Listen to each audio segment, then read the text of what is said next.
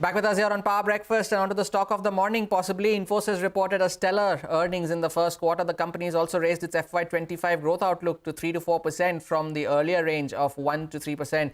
Reema Tendulkar had a busy evening yesterday and she's now here to decode the numbers with us. Reema, how do the numbers look like? Well, it's a blockbuster quarter from Infosys this time, and now Infy is the fourth IT company to report good set of numbers ahead of street expectation.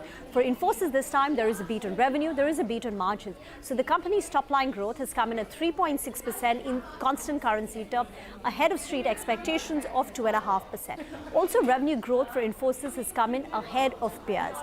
And it was driven by a big jump in BFSI. So BFSI, which is the largest vertical for the company, has seen about a 7.5% increase in its revenue growth.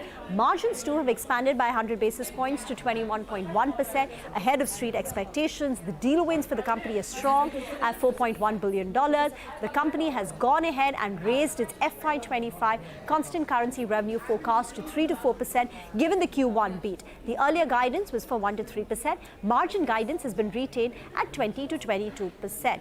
The only fly in the ointment is the headcount for the company continues to moderate, and now it's fallen for the sixth consecutive quarter. This quarter, hiring for the company is down by 1,900 employees, while the attrition continues to remain stable, largely stable at 12.7%. The stock is down very well. In fact, even today the stock was up. In the last 45 days or from early June, the stock has rallied from levels of 1,400 now to 1,750. So the street was anticipating good numbers, and the company has delivered that.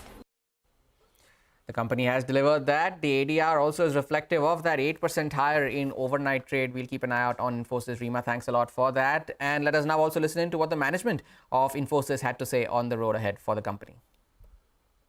The way we see what's going on in the market and our guidance, first, we had a strong performance in Q1 on volumes, as well as the point that we made on financial services in the US.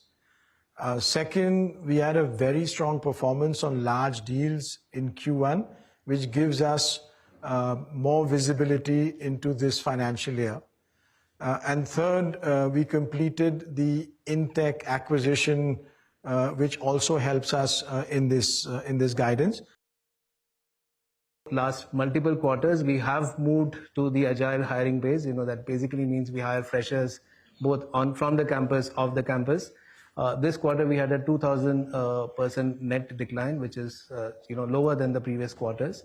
Our utilization is already at 85%, so we have little headroom now left. So as we start seeing growth, we will look at hiring. We are looking at hiring 15 to 20,000 freshers this year, depending on how we see the growth.